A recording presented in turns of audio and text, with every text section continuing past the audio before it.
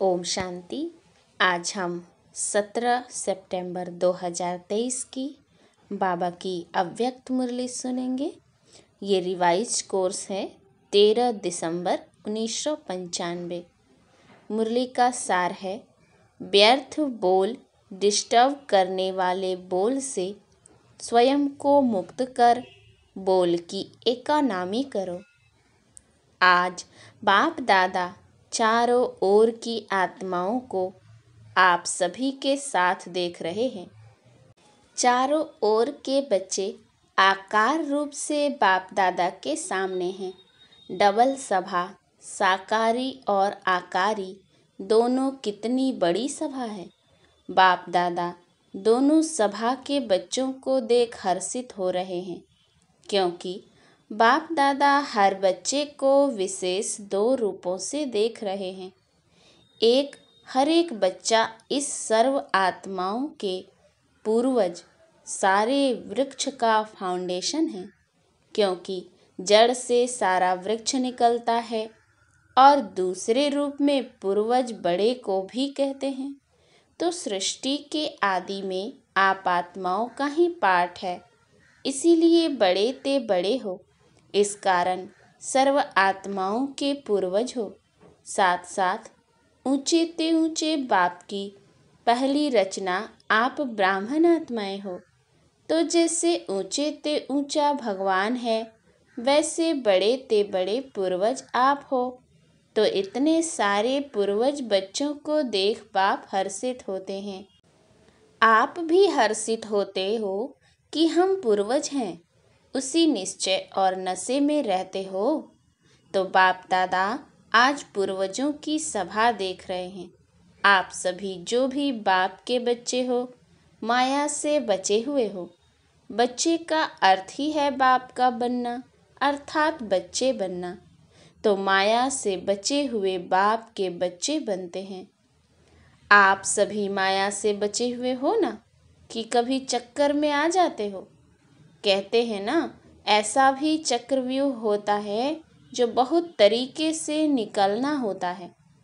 तो कोई भी माया के चक्रव्यूह में फंसने वाले तो नहीं हो। क्या कोई चक्कर है? बचे हुए हो? हाँ जी। ऐसे नहीं करना कि यहाँ हाँ जी करके जाओ और वहाँ जाकर कहो ना जी। जब एक बार चक्कर से निकलने का रास्ता या विधि आ गई, तो फिर फंसने की तो बात ही नहीं है। माया को भी अच्छी तरह से जान गए हो ना, कि कभी अनजान बन जाते हो। फिर कहते हैं हमको तो पता ही नहीं पड़ा कि ये माया है। क्योंकि जैसे आजकल का फैशन है, भिन्न भिन्न फेस बहुत पहन लेते हैं। अभी अभी क्या बनेंगे, अभी अभी क्या बनेंगे। तो माया के पास भी ये फंसाने के फेस बहुत हैं। उसके पास अच्छा बड़ा दुकान है। जिस समय जो रूप धारण करना चाहे उस समय कर लेती है। और अगर जाने अनजाने फंस गए तो निकलने में बहुत टाइम लगता है। और संगम का 1 सेकेंड व्यर्थ जाना अर्थात 1 वर्ष गंवाना है। सेकंड नहीं। आप सोचो संगम युग कितना छोटा है। अभी तो डायमंड जुबली मना रहे हो, और इस थोड़े से समय में जो बनना है, जो जमा करना है, वो अभी बन सकते हैं। तो बाप दादा देख रहे थे कि बनने का समय कितना थोड़ा है, और बनते हो सारा कल्प। तो कहाँ 5000 और कहाँ अभी 60 वर्ष। चलो आगे कितना भी समय होगा, लेकिन हजारों के गिनती में तो नहीं होगा ना। तो इस थोड़े से समय में राज्य अधिकारी बनने व रॉयल फैमिली में आने के लिए क्या करना होगा? वैसे संख्या के हिसाब से सतयुग में विश्व का तख्त सभी को तो मिल नहीं सकता। मानो पहले लक्ष्मी नारायण तो तख्त पर बैठेंगे, लेकिन जो पहले लक्ष्मी नारायण की रॉयल फैमिली हैं, उन्हों को भी इतना ही सभी द्वारा स्नेह और सम्मान मिलता है। तो अगर पहली राजधानी के रॉयल फैमिली में भी आते हैं, तो वो पहला नंबर है। चाहे बड़े तख्त पर नहीं बैठते हैं, लेकिन प्रारब्ध नंबर 1 के हिसाब से ही है। नहीं तो आप सभी लोगों को त्रेता तक भी तख्त थोड़े ही मिलेगा। लेकिन विश्व राज्य अधिकारी का लक्ष्य सभी का है ना, कि वहाँ भी एक स्टेट के राजा बन जाएंगे। तो पहले नंबर के रॉयल फैमिली में आना ये भी श्रेष्ठ पुरुषार्थ है। कोई को तख्त मिलता और किसको रॉयल फैमिली मिलती है, इसके भी गुह्य रहस्य हैं। जो सदा संगम पर बाप के दिल तख्त नसीन स्वतः और सदा रहता है, कभी कभी नहीं। जो सदा आदि से अंत तक स्वप्न मात्र भी, संकल्प मात्र भी पवित्रता के व्रत में सदा रहा है, स्वप्न तक भी अपवित्रता को टच नहीं किया है, ऐसे श्रेष्ठ आत्माएं तख्त नसीन हो सकती हैं। जिसने चारों ही सब्जेक्ट में अच्छे मार्क्स लिए हैं, आदि से अंत तक अच्छे नंबर से पास हुए हैं, उसी को ही पास विद ऑनर कहा जाता है। बीच बीच में मार्क्स कम हुई है, फिर मेकअप किया है, मेकअप वाला नहीं, लेकिन आदि से चारों ही सब्जेक्ट में बाप के दिल पसंद है, वो तख्त ले सकता है। साथ साथ जो ब्राह्मण संस्कार में सर्व के प्यारे, सर्व के सहयोगी रहे हैं, ब्राह्मण परिवार हर एक दिल से सम्मान करता है, ऐसा सम्मानधारी तख्त नसीन बन सकता है। अगर इन बातों में किसी न किसी में कमी है, तो वो नंबरवार रॉयल फैमिली में आ सकता है। चाहे पहली में आवे, चाहे 8वीं में आवे, चाहे त्रेता में आए। तो अगर तख्त नसीन बनना है तो इन सभी बातों को चेक करो। अगर सेवा में 100 मार्क्स जमा हैं और धारणा में 25%, तो क्या होगा? वो अधिकारी बनेगा? कई बच्चे और सब्जेक्ट में आगे चले जाते हैं, लेकिन प्रैक्टिकल धारणा में जैसा समय है वैसा अपने को मोल्ड करना, वो है रियल गोल्ड। कहाँ कहाँ माया बच्चों से भी होशियार हो जाती है। वो फट से समय प्रमाण स्वरूप धारण कर लेती है। और बच्चे क्या कहते हैं? बाप के पास तो सब की बातें आती हैं ना, मानो एक रॉन्ग है और दूसरा राइट है।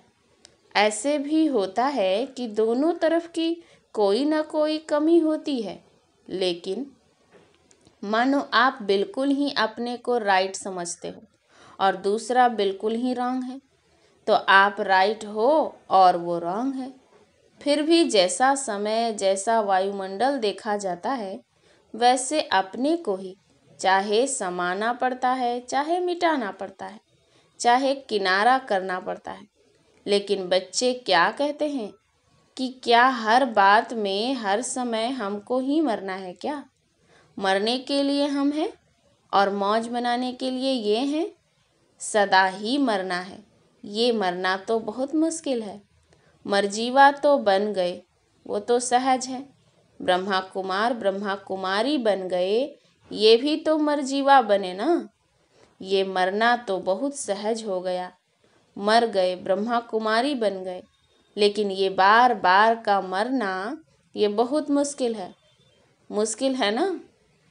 छोटियाँ कहती हैं कि हमको ही ज़्यादा मरना पड़ता है, और बड़े कहते हैं कि हमको ही ज़्यादा सुनना पड़ता है। तो आपको सहन करना पड़ता, उन्हों को सुनना पड़ता, तो मरना किसको है? कौन मरे? एक मरे, दोनों मरे, दोनों ही मर गए तो बात खत्म, खेल खत्म। तो मरना आता है या थोड़ा मुश्किल लगता है? थोड़ा सांस हाँफता है, मुश्किल सांस निकलता है, तकलीफ होती है। उस समय जब कहते हो ना कि क्या हमें ही मरना है, हमें ही बदलना है, क्या मेरी ही जिम्मेवारी है बदलने की? दूसरे की भी तो है। आधा आधा बांट लो, तुम इतना मरो, मैं इतना मरूं। बाप दादा को तो उस समय रहम भी बहुत आता है। लेकिन ये मरना मरना नहीं है, ये मरना सदा के लिए जीना है। लोग कहते हैं ना कि बिना मरे स्वर्ग नहीं मिलेगा। तो उस मरने से तो स्वर्ग मिलता नहीं, लेकिन इस मरने से स्वर्ग का अधिकार जरूर मिलेगा। इसीलिए ये मरना अर्थात स्वर्ग का अधिकारी बनना। डर जाते हो ना, मरना पड़ेगा, सहन करना पड़ेगा, तो छोटी बात बड़ी हो जाती है। आप सोचो कोई भी डाकू या चोर है नहीं, लेकिन आपको डर बैठ गया कि डाकू है, चोर है, तो भय से क्या होता है? भय से या तो हार्ट नीचे ऊपर होगी या ब्लड प्रेशर नीचे ऊपर होगी। डर से होता है ना, तो डर जाते हो। मरना बड़ी बात नहीं है, लेकिन आपका डर बड़ी बात बना देता है। फिर कहते हैं पता नहीं हमको क्या होता है। पता नहीं, लेकिन जैसे हिम्मत से मरजीवा बनने में भय नहीं किया, खुशी खुशी से किया, ऐसे खुशी खुशी से परिवर्तन करना है। मरना शब्द नहीं है, लेकिन आपने मरना मरना शब्द कह दिया है, इसीलिए डर जाते हैं। वास्तव में ये मरना नहीं है, लेकिन अपने धारणा की सब्जेक्ट में नंबर लेना है। सहन करने में घबराओ मत। क्यों घबराते हो? क्योंकि समझते हो कि झूठी बात में हम सहन क्यों करें। लेकिन सहन करने की आज्ञा किसने दी है? झूठ बोलने वाले ने दी है। कई बच्चे सहन करते भी हैं, लेकिन मजबूरी से सहन करना और मोहब्बत में सहन करना, इसमें अंतर है। बात के कारण सहन नहीं करते हो, लेकिन बाप की आज्ञा है सहनशील बनो। तो बाप की आज्ञा मानते हो तो परमात्मा की आज्ञा मानना ये खुशी की बात है ना, कि मजबूरी है। तो कई बार सहन करते भी हो, लेकिन थोड़ा मिक्स होता है। मोहब्बत भी होती है, मजबूरी भी होती है। सहन कर ही रहे हो तो क्यों नहीं खुशी से ही करो, मजबूरी से क्यों करो? वो व्यक्ति सामने आता है ना, तो मजबूरी लगती है, और बाप सामने आवे कि बाप की आज्ञा पालन कर रहे हैं, तो मोहब्बत लगेगी, मजबूरी नहीं। तो ये शब्द नहीं सोचो, आजकल ये थोड़ा कॉमन हो गया है। मरना पड़ेगा, मरना पड़ेगा। कब तक मरना पड़ेगा?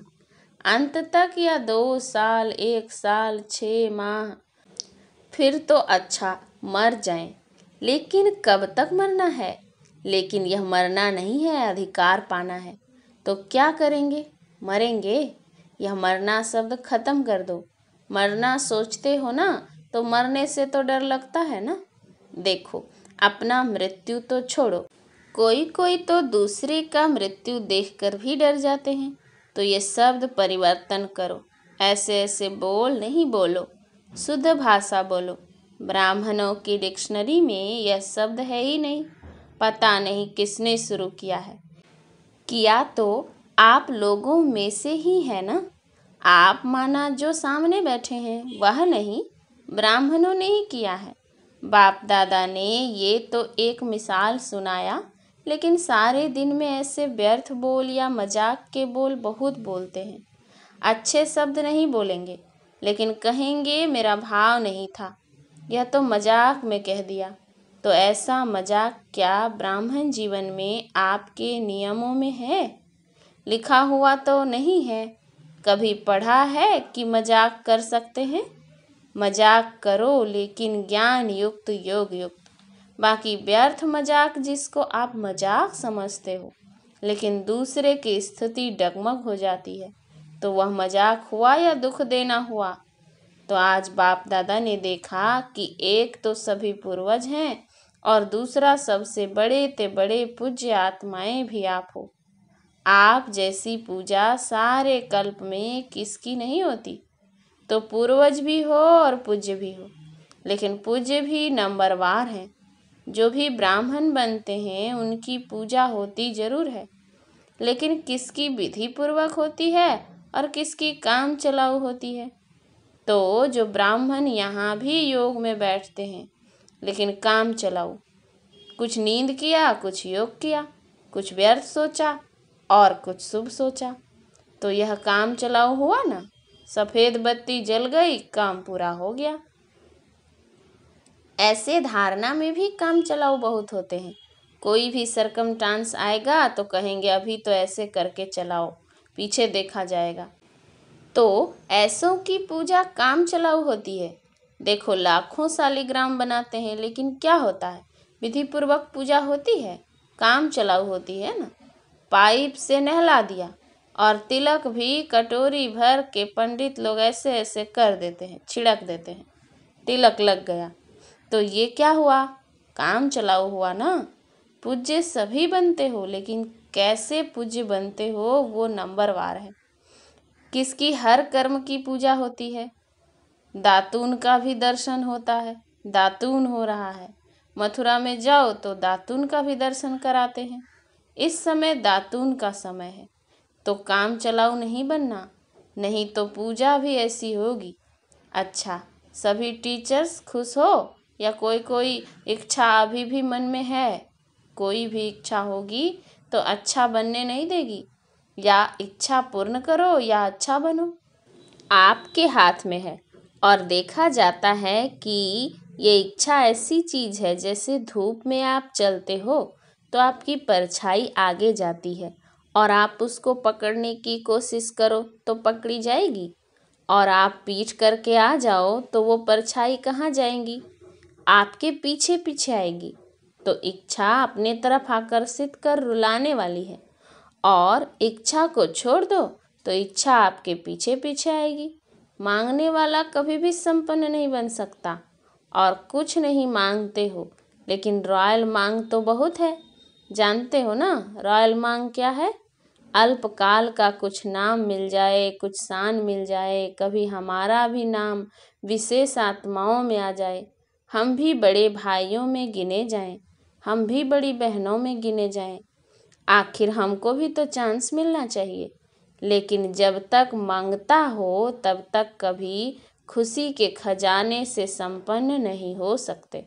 ये मांग के पीछे या कोई भी हद की इच्छाओं के पीछे भागना ऐसे ही समझो जैसे मृग तृष्णा है।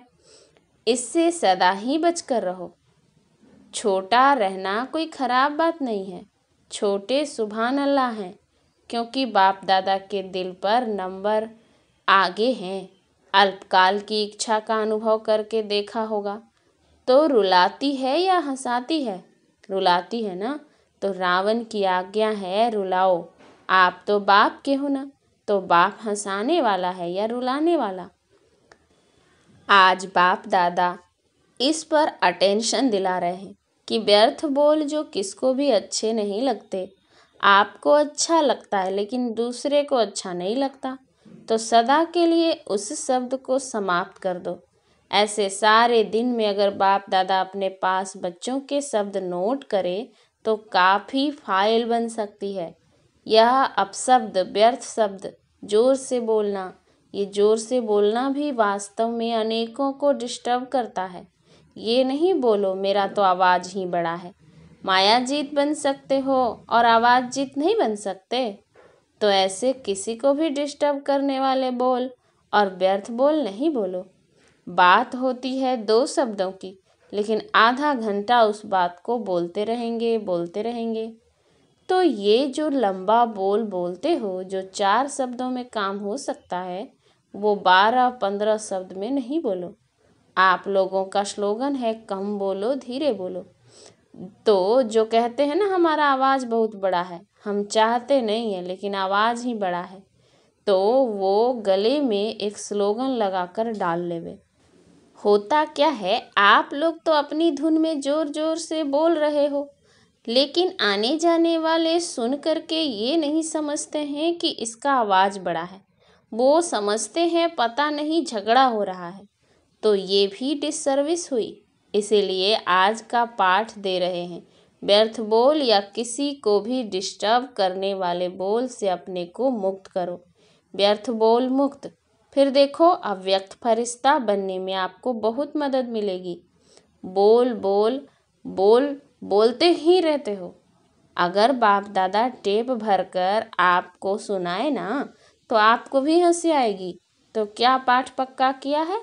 बोल की इकोनॉमी करो, अपने बोल की वैल्यू रखो। जैसे महात्माओं को कहते हैं ना सत्यवचन महाराज, तो आपके बोल सदा सत्य वचन अर्थात कोई न कोई प्राप्ति कराने वाला वचन हो। किसको चलते फिरते हंसी में कह देते हो, ये तो पागल है, ये तो बेसमझ है। ऐसे कई शब्द बाप दादा अभी भूल गए हैं लेकिन सुनाते हैं।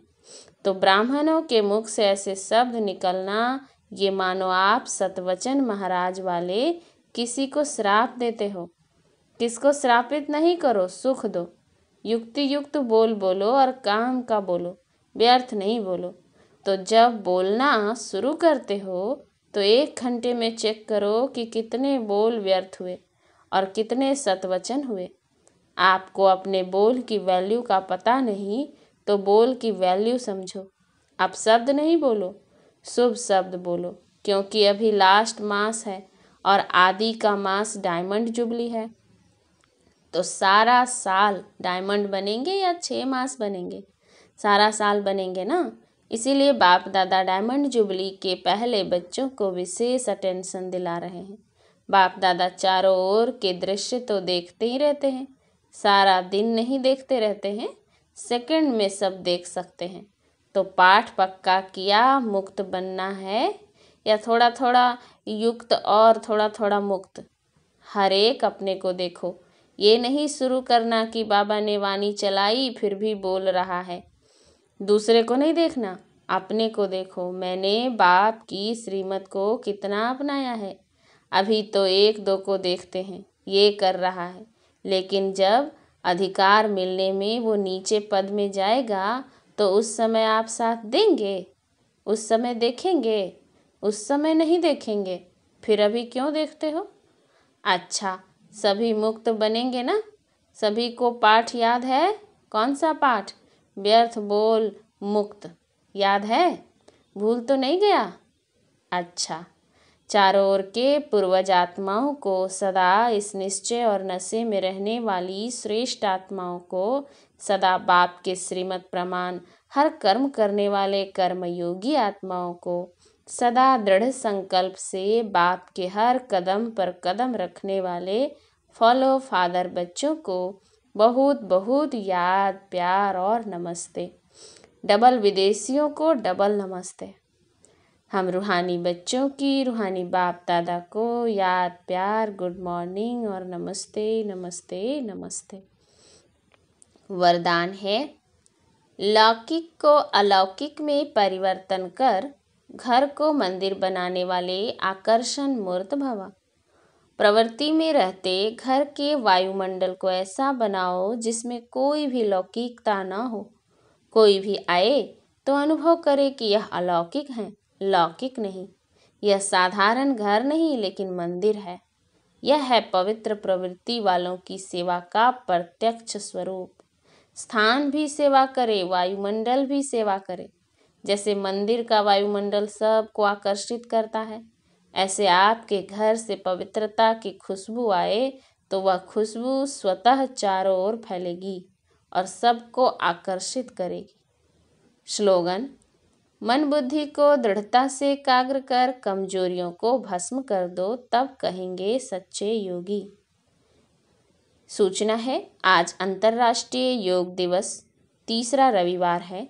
संध्या 6:30 से 7:30 बजे तक सभी भाई बहनें योग अभ्यास में अनुभव करें कि मुझ आत्मा द्वारा पवित्रता की किरणें निकलकर सारे विश्व को पावन बना रही हैं। मैं मास्टर पतित पावनी आत्मा हूँ। अच्छा, ओम शांति।